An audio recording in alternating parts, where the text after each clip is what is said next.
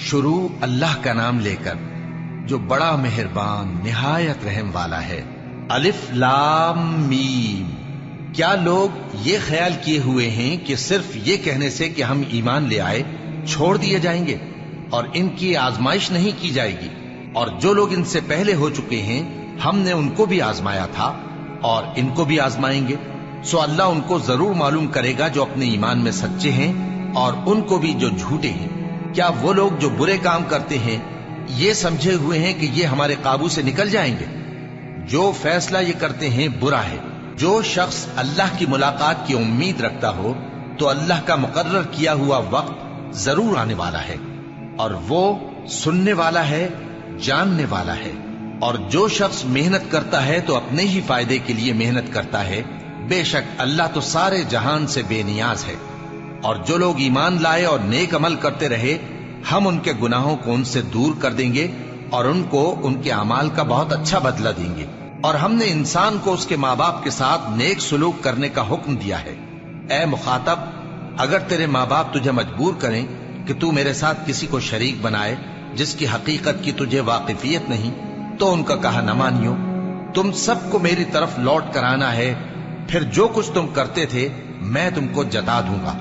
اور جو لوگ ایمان لائے اور نیک عمل کرتے رہے ان کو ہم نیک لوگوں میں داخل کریں گے۔ اور بعض لوگ ایسے ہیں جو کہتے ہیں کہ ہم اللہ پر ایمان لائے، پھر جب ان کو اللہ کے راستے میں کوئی ایذا پہنچتی ہے تو لوگوں کے ایذا پہنچانے کو یوں سمجھتے ہیں جیسے اللہ کا عذاب۔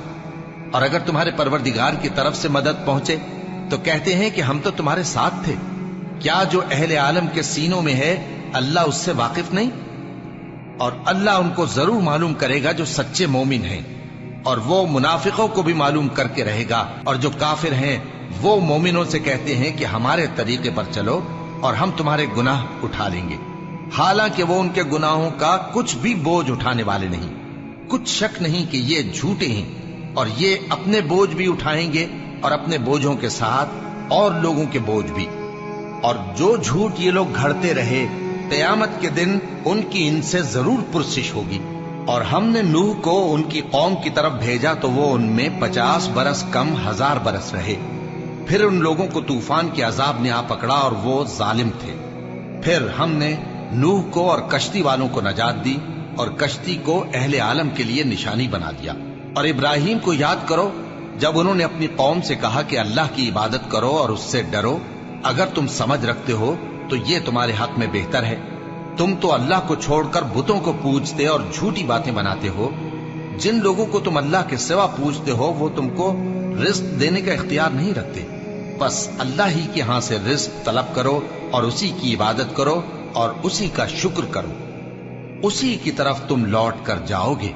اور اگر تم جھٹلاتے ہو تو تم سے پہلے بھی امتیں اپنے پیغمبروں کی تکذیب کر چکی ہیں، اور پیغمبر کے ذمے کھول کر سنا دینے کے سوا اور کچھ نہیں۔ کیا انہوں نے نہیں دیکھا کہ اللہ کس طرح خلقت کو پہلی بار پیدا کرتا ہے پھر کس طرح اس کو دوبارہ پیدا کرے گا؟ یہ اللہ کو آسان ہے۔ کہہ دو کہ ملک میں چلو پھرو اور دیکھو کہ اس نے کس طرح خلقت کو پہلی دفعہ پیدا کیا ہے، پھر اللہ ہی دوسری بار بھی پیدا کرے گا۔ بے شک اللہ ہر چیز پر قادر ہے۔ وہ جسے چاہے عذاب دے اور جس پر چاہے رحم کرے، اور اسی کی طرف تم لوٹائے جاؤ گے۔ اور تم اس کو نہ زمین میں عاجز کر سکتے ہو نہ آسمان میں، اور نہ اللہ کے سوا تمہارا کوئی دوست ہے اور نہ مددگار۔ اور جن لوگوں نے اللہ کی آیتوں سے اور اس کے سامنے حاضر ہونے سے انکار کیا وہ میری رحمت سے نا امید ہو گئے ہیں اور ان کو درد دینے والا عذاب ہوگا۔ تو ان کی قوم کے لوگ جواب میں بولے تو یہ بولے کہ اسے مار ڈالو یا جلا دو، مگر اللہ نے ان کو آگ میں جلنے سے بچا لیا۔ جو لوگ ایمان رکھتے ہیں ان کے لیے اس میں نشانیاں ہیں۔ اور ابراہیم نے کہا کہ تم جو اللہ کو چھوڑ کر بتوں کو لے بیٹھے ہو تو دنیا کی زندگی میں باہم دوستی کے لیے، مگر پھر قیامت کے دن ایک دوسرے کی دوستی سے انکار کر دو گے اور ایک دوسرے پر لعنت بھیجو گے، اور تمہارا ٹھکانہ دوزخ ہوگا اور کوئی تمہارا مددگار نہ ہوگا۔ بس ان پر ایک لوط ایمان لائے اور ابراہیم کہنے لگے کہ میں اپنے پروردگار کی طرف ہجرت کرنے والا ہوں، بے شک وہ غالب ہے، حکمت والا ہے۔ اور ہم نے ان کو اسحاق اور یعقوب بخشے اور انہی کی اولاد میں پیغمبری اور کتاب رکھ دی، اور ان کو دنیا میں بھی ان کا صلہ عنایت کیا اور وہ آخرت میں بھی نیک لوگوں میں ہوں گے۔ اور لوط کو یاد کرو جب انہوں نے اپنی قوم سے کہا کہ تم عجب بے حیائی کے مرتکب ہوتے ہو، تم سے پہلے اہل عالم میں سے کسی نے ایسا کام نہیں کیا۔ کیا تم مردوں کی طرف مائل ہوتے اور راہزنی کرتے ہو اور اپنی مجلسوں میں ناپسندیدہ کام کرتے ہو؟ تو ان کی قوم کے لوگ جواب میں بولے تو یہ بولے کہ اگر تم سچے ہو تو ہم پر عذاب لے آؤ۔ لوط نے کہا کہ اے میرے پروردگار، ان مفسد لوگوں کے مقابلے میں مجھے نصرت عنایت فرما۔ اور جب ہمارے فرشتے ابراہیم کے پاس خوشی کی خبر لے کر آئے تو کہنے لگے کہ ہم اس بستی کے لوگوں کو ہلاک کر دینے والے ہیں کہ یہاں کے رہنے والے نافرمان ہیں۔ ابراہیم نے کہا کہ اس میں تو لوط بھی ہیں۔ وہ کہنے لگے کہ جو لوگ یہاں رہتے ہیں ہمیں سب معلوم ہیں، ہم ان کو اور ان کے گھر والوں کو بچا لیں گے بجز ان کی بیوی کے کہ وہ پیچھے رہنے والوں میں ہوگی۔ اور جب ہمارے فرشتے لوط کے پاس آئے تو وہ ان کی وجہ سے ناخوش اور تنگ دل ہوئے۔ فرشتوں نے کہا کچھ خوف نہ کیجیے اور نہ رنج کیجیے، ہم آپ کو اور آپ کے گھر والوں کو بچا لیں گے مگر آپ کی بیوی کے پیچھے رہنے والوں میں ہوگی۔ ہم اس بستی کے رہنے والوں پر اس سبب سے کہ یہ بد کرداری کرتے رہے ہیں آسمان سے عذاب نازل کرنے والے ہیں، اور ہم نے سمجھنے والے لوگوں کے لیے اس بستی کی ایک کھلی نشانی چھوڑ دی۔ اور مدین کی طرف ان کے بھائی شعیب کو بھیجا تو انہوں نے کہا اے قوم، اللہ کی عبادت کرو اور روز آخر کے آنے کی امید رکھو اور ملک میں فساد نہ مچاؤ، مگر انہوں نے ان کو جھوٹا سمجھا، سو ان کو زلزلے کے عذاب نے آ پکڑا اور وہ اپنے گھروں میں اوندھے پڑے رہ گئے۔ اور عاد اور سمود کو بھی ہم نے ہلاک کر دیا، چنانچہ ان کے ویران گھر تمہاری آنکھوں کے سامنے ہیں۔ اور شیطان نے ان کے اعمال ان کو آراستہ کر دکھائے اور ان کو سیدھے رستے سے روک دیا، حالانکہ وہ دیکھنے والے لوگ تھے۔ اور قارون اور فرعون اور حامان کو بھی ہلاک کر دیا، اور ان کے پاس موسیٰ کھلی نشانیاں لے کر آئے تو وہ ملک میں مغرور ہو گئے، اور وہ ہمارے قابو سے نکل جانے والے نہ تھے، تو ہم نے سب کو ان کے گناہوں کے سبب پکڑ لیا۔ سو ان میں کچھ تو ایسے تھے جن پر ہم نے پتھروں کا مے برسایا، اور کچھ ایسے تھے جن کو چنگھاڑ نے آ پکڑا، اور کچھ ایسے تھے جن کو ہم نے زمین میں دھسا دیا، اور کچھ ایسے تھے جن کو غرق کر دیا۔ اور اللہ ایسا نہ تھا کہ ان پر ظلم کرتا، لیکن وہی اپنے آپ پر ظلم کرتے تھے۔ جن لوگوں نے اللہ کے سوا اوروں کو کارساز بنا رکھا ہے، ان کی مثال مکڑی کی سی ہے کہ وہ بھی ایک طرح کا گھر بناتی ہے، اور کچھ شک نہیں کہ تمام گھروں سے کمزور مکڑی کا گھر ہے۔ کاش یہ اس بات کو جانتے۔ یہ جس چیز کو اللہ کے سوا پکارتے ہیں خواہ وہ کچھ ہی ہو، اللہ اسے جانتا ہے، اور وہ غالب ہے، حکمت والا ہے۔ اور یہ مثالیں ہم لوگوں کے سمجھانے کے لیے بیان کرتے ہیں، اور اسے تو اہل دانش ہی سمجھتے ہیں۔ اللہ نے آسمانوں اور زمین کو حکمت کے ساتھ پیدا کیا ہے، کچھ شک نہیں کہ ایمان والوں کے لیے اس میں نشانی ہے۔ اے نبی، یہ کتاب جو تمہاری طرف وحی کی گئی ہے اس کو پڑھا کرو، اور نماز کے پابند رہو۔ کچھ شک نہیں کہ نماز بے حیائی اور بری باتوں سے روکتی ہے، اور اللہ کا ذکر سب سے بڑا ہے، اور جو کچھ تم کرتے ہو اللہ اسے جانتا ہے۔ اور اہل کتاب سے بحث نہ کرو مگر ایسے طریق سے کہ نہایت اچھا ہو۔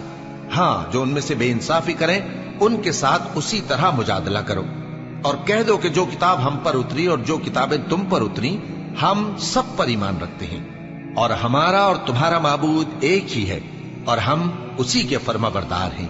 اور اسی طرح ہم نے تمہاری طرف کتاب اتاری ہے تو جن لوگوں کو ہم نے کتابیں دی تھیں وہ اس پر ایمان لے آتے ہیں، اور بعض ان مشرک لوگوں میں سے بھی اس پر ایمان لے آتے ہیں، اور ہماری آیتوں سے وہی انکار کرتے ہیں جو ہیں ہی کافر۔ اور تم اس سے پہلے کوئی کتاب نہیں پڑھتے تھے اور نہ اسے اپنے ہاتھ سے لکھ ہی سکتے تھے۔ ایسا ہوتا تو اہل باطل ضرور شک کرتے، بلکہ یہ روشن آیتیں ہیں جن لوگوں کو علم دیا گیا ہے ان کے سینوں میں محفوظ، اور ہماری آیتوں سے وہی لوگ انکار کرتے ہیں جو بے انصاف ہیں۔ اور کافر کہتے ہیں کہ اس پر اس کے پروردگار کی طرف سے نشانیاں کیوں نازل نہیں ہوئیں؟ کہہ دو کہ نشانیاں تو اللہ ہی کے پاس ہیں، اور میں تو کھلم کھلا خبردار کرنے والا ہوں۔ کیا ان لوگوں کے لیے یہ کافی نہیں کہ ہم نے تم پر کتاب نازل کی جو ان کو پڑھ کر سنائی جاتی ہے؟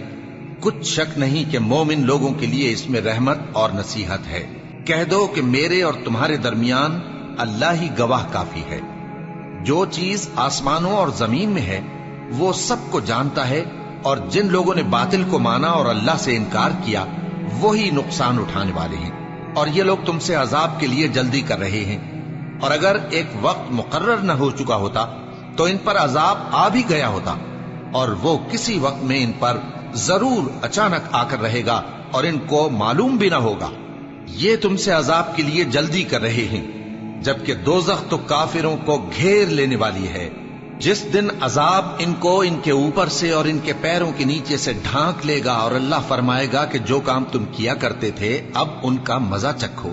اے میرے بندو جو ایمان لائے ہو، میری زمین فراخ ہے تو میری ہی عبادت کرو۔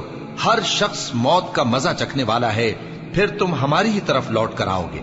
اور جو لوگ ایمان لائے اور نیک عمل کرتے رہے، ان کو ہم بہشت کے اونچے اونچے محلوں میں جگہ دیں گے، جن کے نیچے نہریں بہ رہی ہیں، ہمیشہ ان میں رہیں گے۔